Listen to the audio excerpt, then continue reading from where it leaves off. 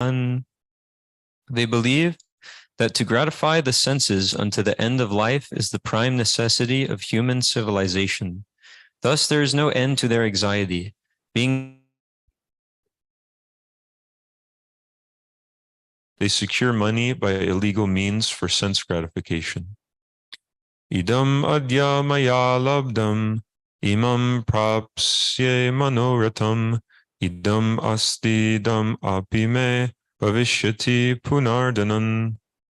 Aso maya hata shatrur, hanishye chaparanapi, ishvaroham ahambogi, sidoham balavan sukhi, adyo bijanavanasmi, konyosti sadrisho maya, yakshe dasyami modisha, ityagyana vimohitaha. The demoniac person thinks, so much wealth do I have today, and I will gain more according to my schemes. So much is mine now, and it will increase in the future more and more. He is my enemy, and I have killed him, and my other enemy will also be killed. I am the Lord of everything. I am the enjoyer. I am perfect, powerful, and happy. I am the richest man surrounded by aristocratic relatives. There is none so powerful and happy as I am. I shall perform sacrifices, I shall give some charity, and thus I shall rejoice. In this way, such persons are deluded by ignorance. Aneka chitta vibranta, moha jala samavritaha.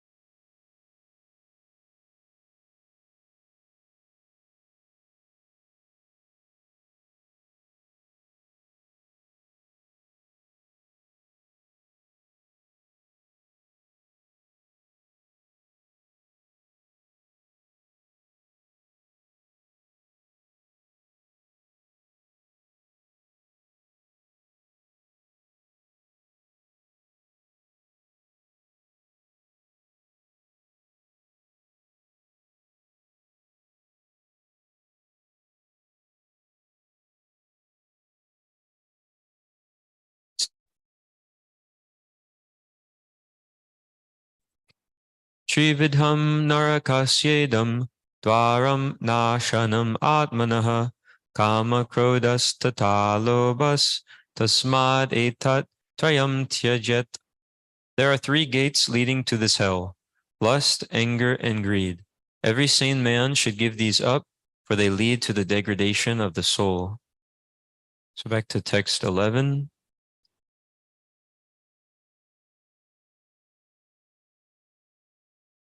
They believe that to gratify the senses unto the end of life is the prime necessity of human civilization.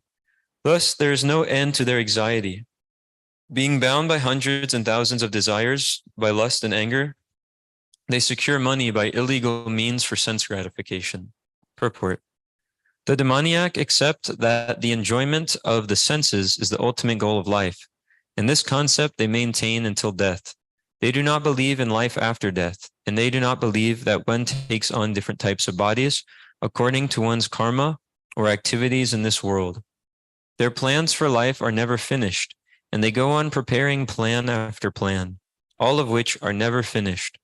We have personal experience of a person of such demoniac mentality, who, even at the point of death, was requesting the physician to prolong his life for 4 years more, because his plans were not yet complete.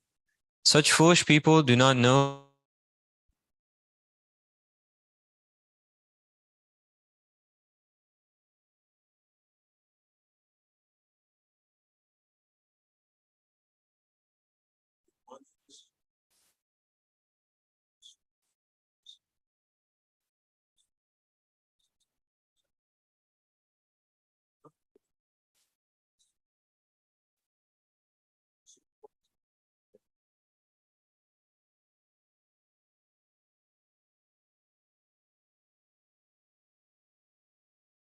one is acting and enjoying or suffering the fruits of the branches, and the other is witnessing. But one who is demoniac has no knowledge of Vedic scripture, nor has he any faith. Therefore, he feels free to do anything for sense enjoyment, regardless of the consequences. Maharaj, would you like to speak on this?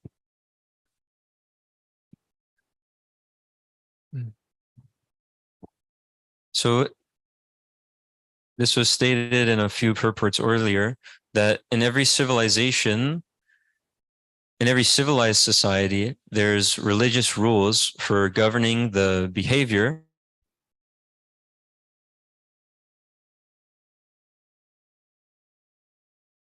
not actually want to follow such rules. So we can see from this chapter that from the Vedic standard and from Krishna's description, the modern society is uncivilized and demonic.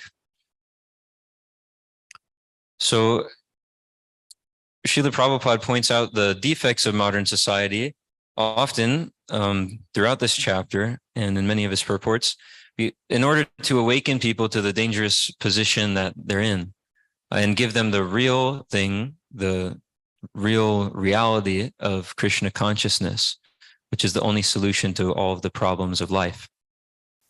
So he refers to the soul-killing civilization in the third mantra of Ishopanishad and the civilization of polished cats and dogs in Srimad Bhagavatam in Canto 1, Chapter 8, Text 5.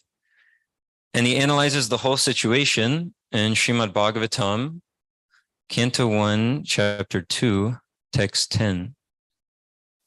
Here's that verse. Kamasya nindriya pritir labo jiveta yavata jivasya tattva jigyasa narto yas sheha karma bihi. Life's desires should never be directed towards sense gratification. One should desire only a healthy life or self-preservation, since a human being is meant for inquiry about the absolute truth. Nothing else should be the goal of one's works. Purport. The completely bewildered material civilization is wrongly directed towards the fulfillment of desires and sense gratification. In such civilization, in all spheres of life, the ultimate end is sense gratification.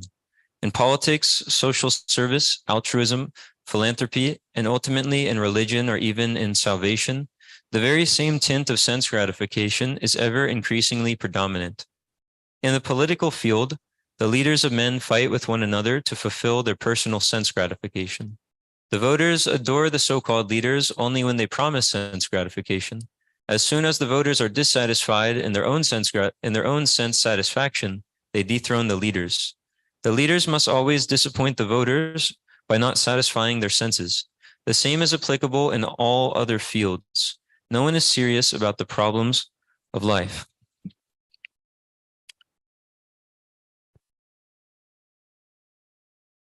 So we see from this chapter that Krishna's description of the demons, it fits modern society, because modern society is based on dehatma buddhi, the bodily conception of life, and this quest for sense gratification.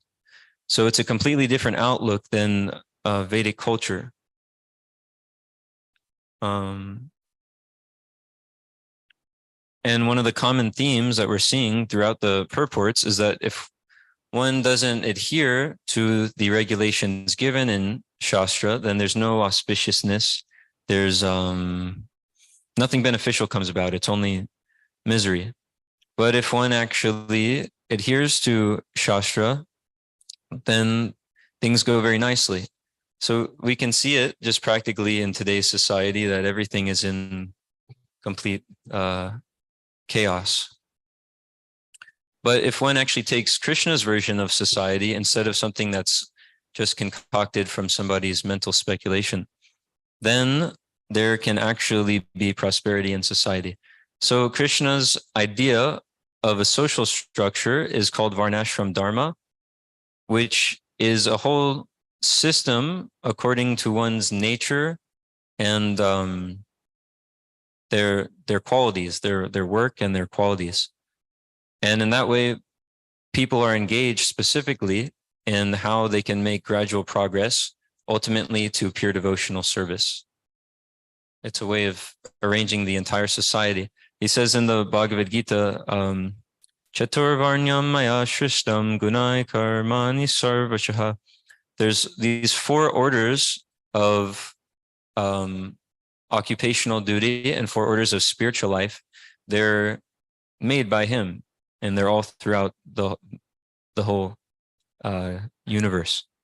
So by actually working in a way according to Krishna's prescription, then people can gradually become elevated instead of becoming degraded, which happens when people act whimsically, as we hear throughout this chapter.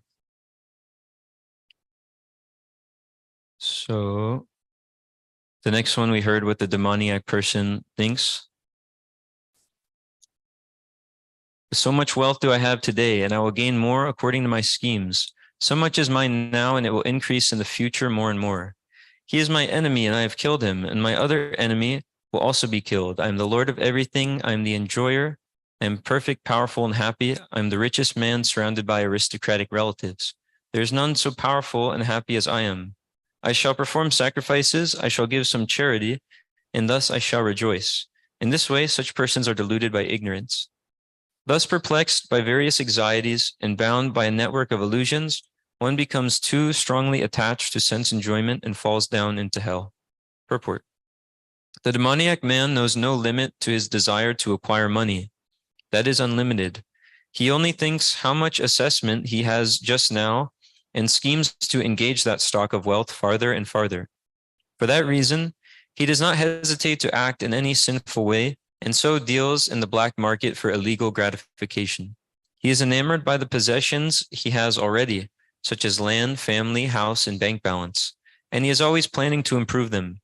He believes in his own strength, and he does not know that whatever he is gaining is due to his past good deeds. He is given an opportunity to accumulate such things, but he has no conception of past causes. He simply thinks that all his mass of wealth is due to his own endeavor. A demoniac person believes in the strength of his personal work, not in the law of karma. According to the law of karma, a man takes his birth in a high family, or becomes rich or very well educated, or very beautiful because of good work in the past. The demoniac thinks that all these things are accidental and due to the strength of his personal ability. He does not sense any arrangement behind all varieties of people. He does not sense any arrangement behind all varieties of people, beauty, and education. Anyone who comes into competition with such a demoniac man is his enemy. There are many demoniac people, and each is enemy to the others. This enmity becomes more and more deep between persons, then between families, then between societies, and at last between nations. Therefore, there's constant strife, war, and enmity all over the world. So this is why only Krishna consciousness can solve all of the problems in the world.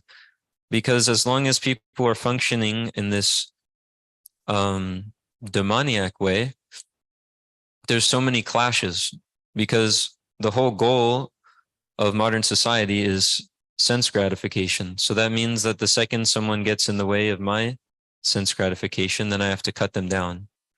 But if everyone's goal is directed towards Krishna's satisfaction, Krishna's sense gratification, then everyone can actually cooperate. So that's why it's explained the peace formula for the whole world is understanding that Krishna is the supreme proprietor, the supreme enjoyer, and the supreme friend of all living entities.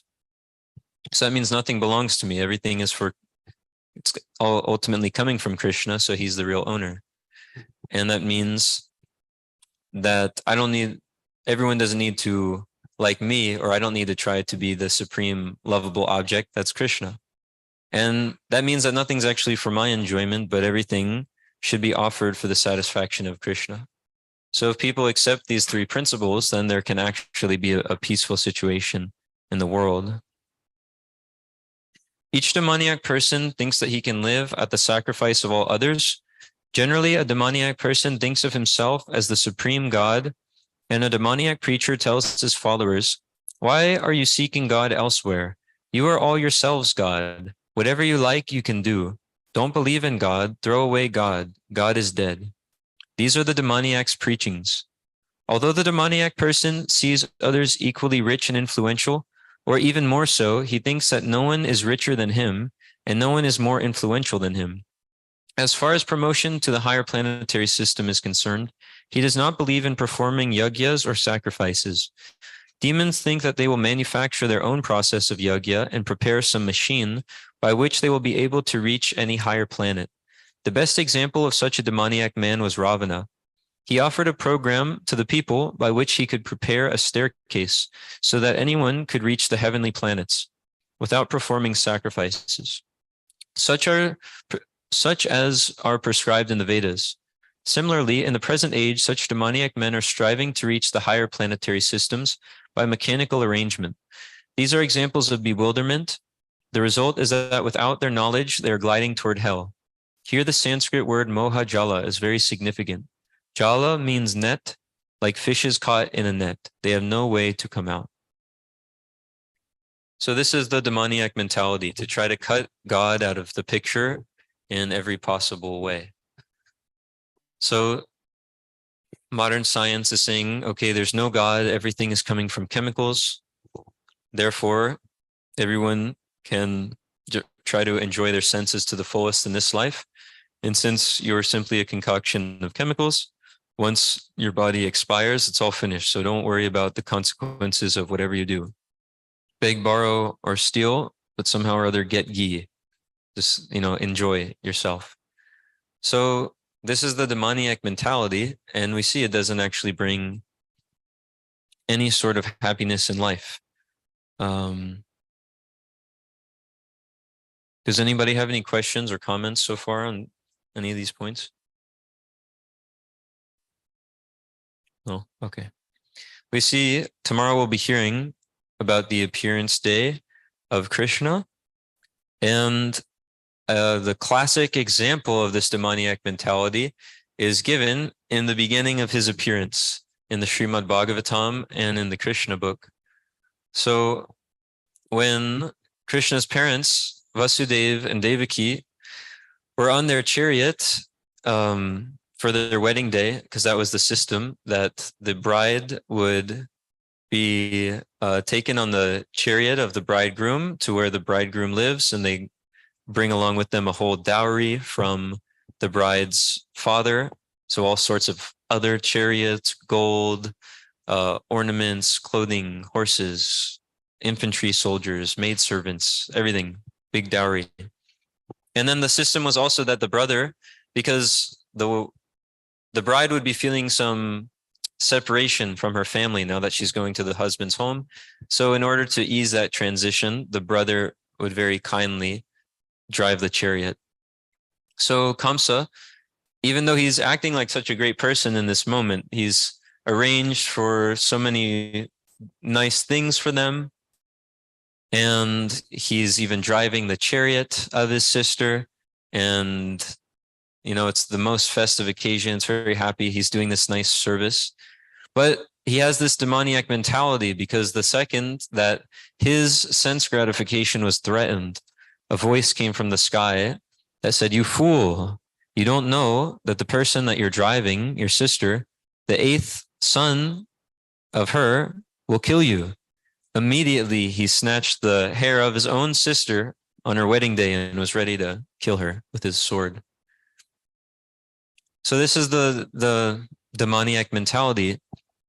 No matter what the consequences are, if it will lead to an increase or maintenance of my sense gratification, it doesn't matter what I do. So this is the way that society is functioning today. As we heard in that purport, it's all based on sense gratification. So how, if one gets the great opportunity to engage in devotional service and live according to the way Krishna says to live, then how unfortunate it would be to try to then go back into such a demoniac society or cozy up to the ideals of such a society. Because we see nothing good comes from it. Like as Srila Prabhupada called it, it's a, what was it called? Soul-killing society. So we'll hear more about that pastime tomorrow, but it's a classic example of this demoniac mentality. And Vasudeva, being a devotee, he tries to pacify Kamsa and tells him so many different reasons why he should actually calm down and not kill his sister in this moment. And he has to deal with him in a very strategic and diplomatic way because he's dealing with a demon. Bewildered by false ego, strength, pride, lust, and anger, the demon becomes envious of the Supreme Personality of Godhead, who is situated in his own body and in the bodies of others, and blasphemes against the real religion. Existence of the Supreme Person. So we see more about the demons thinking themselves independent and powerful in every action. Those who are envious and mischievous, who are the lowest among men, are cast by me into the ocean of material existence, into various demoniac species of life. In this verse, it is clearly indicated that the placing of a particular individual soul in a particular body is the prerogative of the supreme will. The demoniac person may not agree to accept the supremacy of the Lord, and it is a fact that he may act according to his own whims, but his next birth will depend upon the decision of the Supreme Personality of Godhead, and not on himself. In the Srimad Bhagavatam 3rd canto, it is stated that an individual soul after his death is put into the womb of a mother, where he gets a particular type of body under the supervision of superior power. Therefore, in material existence, we find so many species of life, animals, insects, men, and so on. All are arranged by the superior power. They are not accidental. As for the demoniac, it is clearly said here that they are perpetually put into the wombs of demons, and thus they continue to be envious, the lowest of mankind. Such demoniac species of life are held to be always full of lust, always violent and hateful, and always unclean. They are just like so many beasts in the jungle. And Krishna continues, attaining repeated birth amongst the species of demoniac life, such persons can never approach me. Gradually, they sink down to the most abominable type of existence.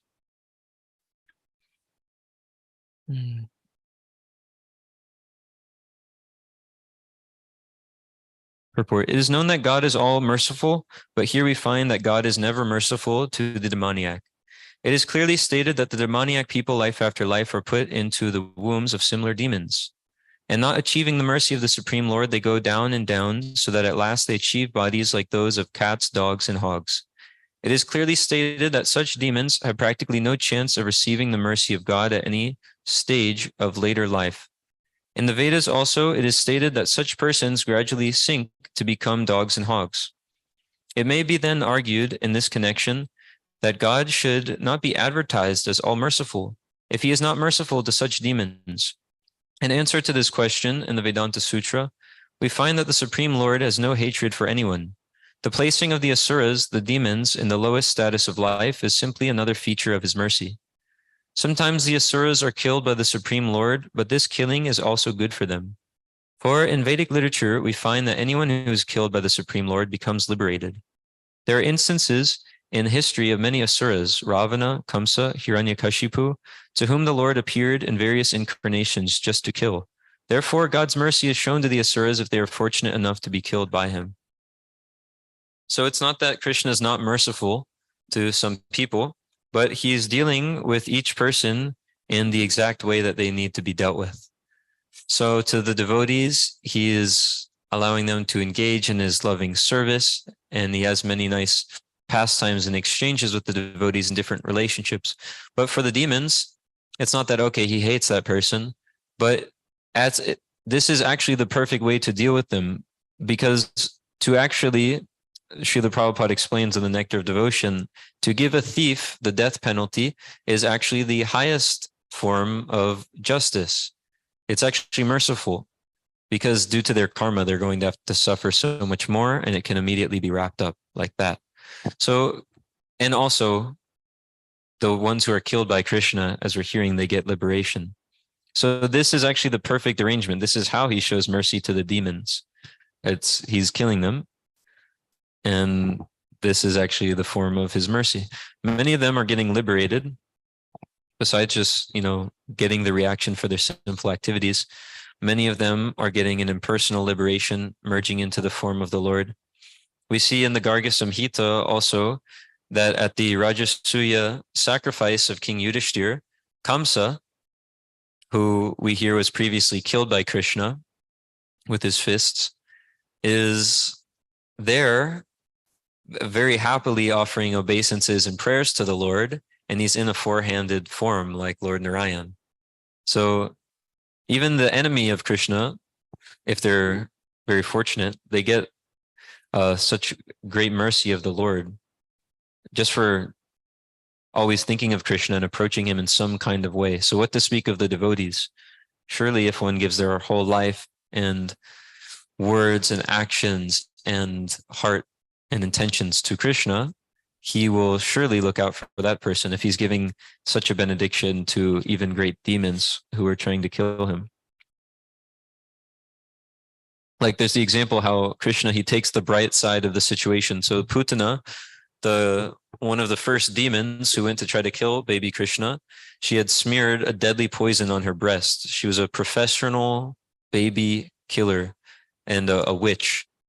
And so she had this plan to walk in very casually like a nice person, go to breastfeed baby Krishna, and because of the culture, she'd be allowed to do that. But because there's the poison, he'll die and nobody will know.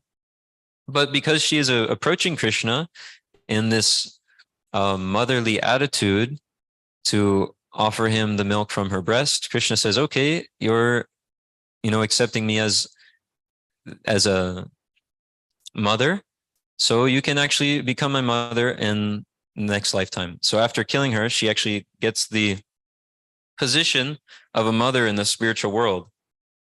So even somebody like that, a witch, big demon, monstrous person, is getting this supreme benediction from the Lord because they're approaching Krishna.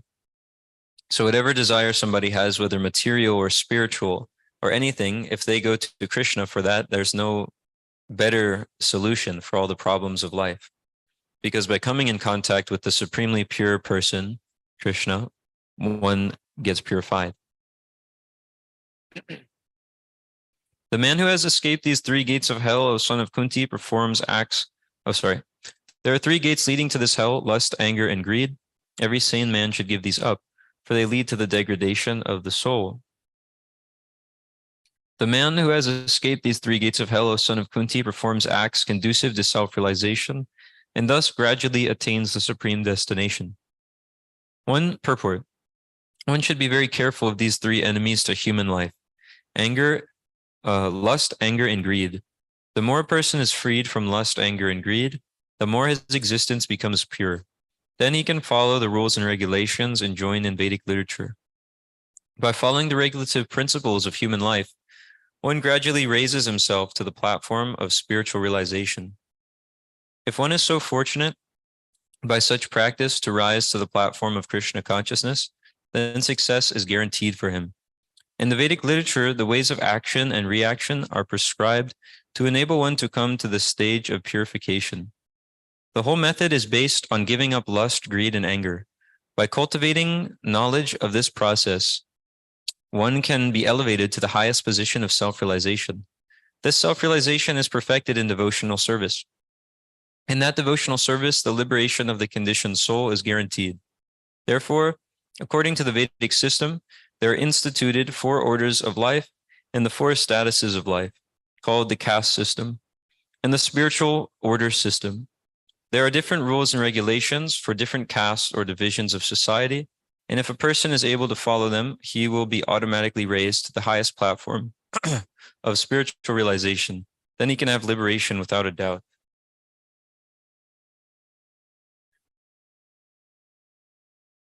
So this is the Varnashram system being described. And if the Varnashram system becomes mundane and perverted, like it has eventually become in India today, then it becomes this mundane caste system we see, which there's no reason for that. There's no benefit from that.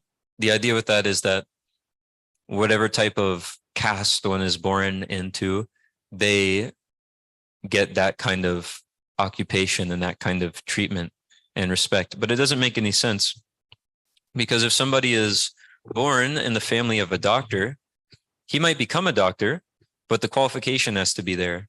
It's not that you can just go to somebody and they say, oh yeah, my dad was a doctor, so, and then you'll let them do your brain surgery or your heart surgery. No, they actually have to have the qualification. So the real Varnashram system means it's based not on birth, but on one's qualification and their work. So what do they do? If one is their guna and their karma, their nature and their actions.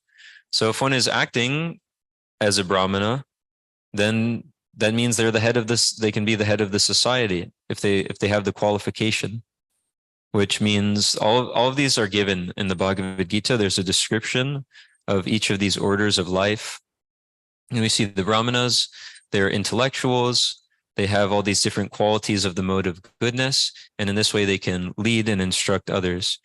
The Kshatriyas have these administrative qualities like kings, so they can govern and keep the peace, keep justice, and protect. That's their main thing. They're protecting the citizens. And then the Vaishyas, they Krishi Go Raksha Vanigyam. They're protecting the cows. They're doing mercantile business like this. And then the Shudras are serving the rest of the 4 castes.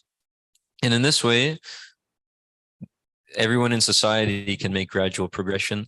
There's more details about it. The essential thing is that Krishna consciousness has to be there. If it just becomes mundane, then there's no use, just like everything else. But Varnashram society with Krishna consciousness makes it possible for everyone to gradually make advancement to pure devotional service. It's Krishna's social system, rather than this demoniac social system where things are backwards and whimsical. Like Srila Prabhupada makes the example throughout this chapter, specifically when he was talking about the demoniac nature in text 7.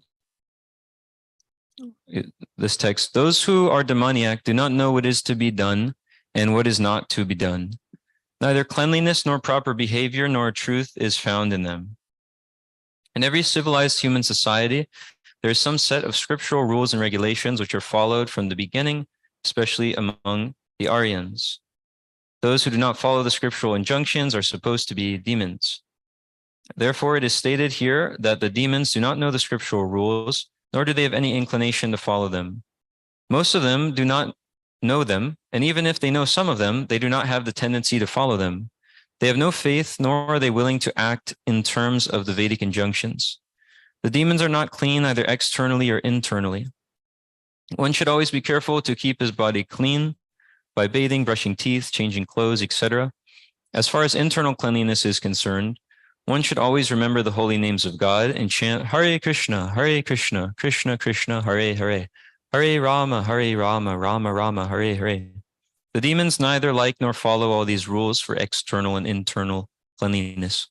As for behavior, there are many rules and regulations guiding human behavior, such as the Manu Samhita, which is the law of the human race. Even up to today, those who are Hindu follow the Manu Samhita, Laws of inheritance and other legalities are derived from this book. Now, in the Manu Samhita, it is clearly stated that a woman should not be given freedom. That does not mean that women are to be kept as slaves, but they are like children. Children are not given freedom, but that does not mean that they are kept as slaves. The demons have now neglected such injunctions, and they think that women should be given as much freedom as men. However, this has not improved the social condition of the world.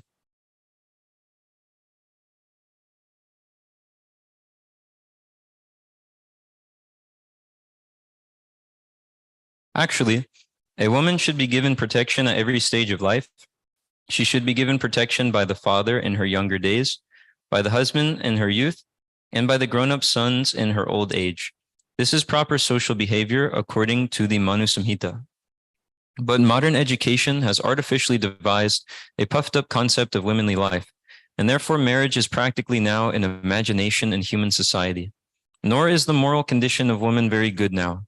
The demons therefore do not accept any instruction which is good for society, and because they do not follow the experience of great sages and the rules and regulations laid down by the sages, the social condition of the demoniac people is very miserable.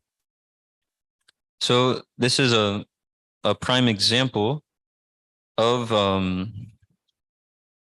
how backward society is today, how it's completely different from the Vedic culture, being based on the bodily concept of life and this idea of striving for sense gratification. Because in the purport, Srila Prabhupada is explaining how women are supposed to be protected in every stage of life. And this point can be understood in relation to these descriptions of the demoniac nature throughout the chapter. The main point being that when one actually goes against the Shastra and doesn't follow it, then there's no auspiciousness. There's misery throughout the whole world. So the modern idea is that the woman and the man are exactly the one and the same. But that idea is actually a Mayavadi philosophy, that it's just all one. And it's also a ploy, as we've seen Srila Prabhupada explain before, this modern idea that everyone is just exactly equal is a ploy by men to take advantage of women. Because the idea is there that, okay, the woman is independent and equal, so has no protection, just go out into the world, become a big success, make it on your own. And then she comes together with some man, and since they're both completely equally independent, they both go their separate ways. And now she's left with the child and either has to kill the child with an abortion or beg for some help from the government. So that's the so-called equality that this whole ploy is making. But in the Vedic culture, it's actually a nice program where the idea is that a woman is protected in each stage of life, as we saw from the father in her early years, by the husband later, and then by the grown-up sons. And in this way, everyone in the family, they're spiritually equal, but materially, they have their different situations, different bodies, different minds, different strengths, different natures, and they use them cooperatively to serve Krishna. And in this way, develop love for God. So it's different.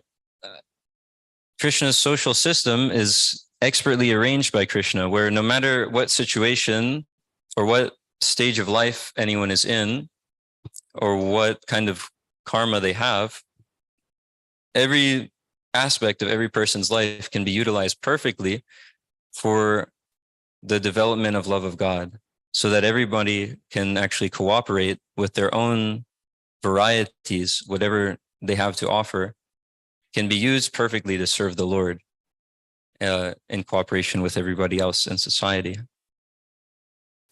So it's a point that actually makes a lot of sense, but some people, actually, it seems like a lot of people usually get confused on it. When I called somebody recently who had gotten some of these books about a year ago, and I asked him if he was reading them, he said, yeah, I was reading it, but one thing like stumped me. So I stopped, I haven't read them since then. I said, what was it? He said, well, the way it was talking about women, I didn't really get that or vibe with that or something.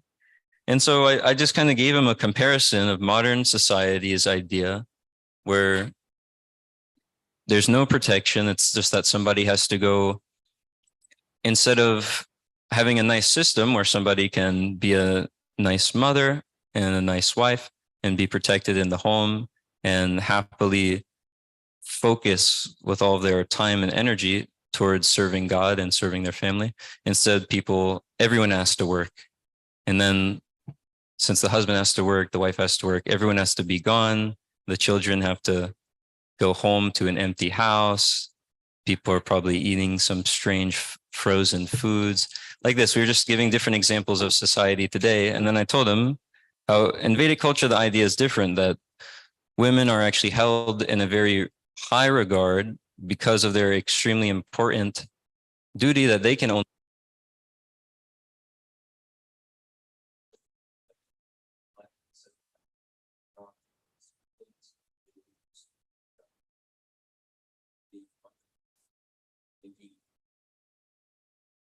families, children, for society,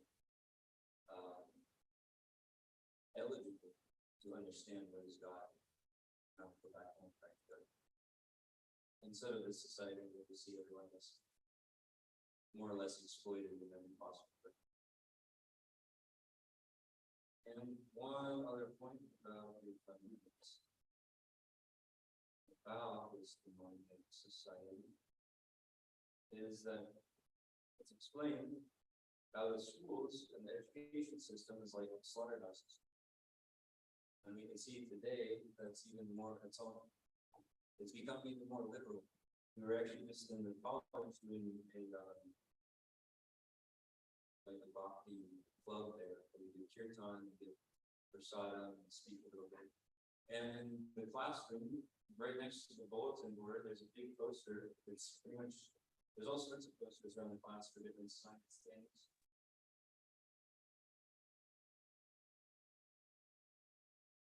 But this poster is one of the biggest in the room. And it says what to do in case of a school shooting. And it says first, try to leave instead of stick figure running. And it says, or you can hide. And it shows you like hiding on their desk. And it says, no, make sure to silence your phone. And it says third, only do this one in case of emergency. Fight. It says they grab some objects. So I just thought that was totally insane when you saw that. Now this is what school is. You have to also be on alert that you might get shot in your school. But the reason that the educational system is also referred to as a slaughterhouse was more specifically explained specifically here from the Bible.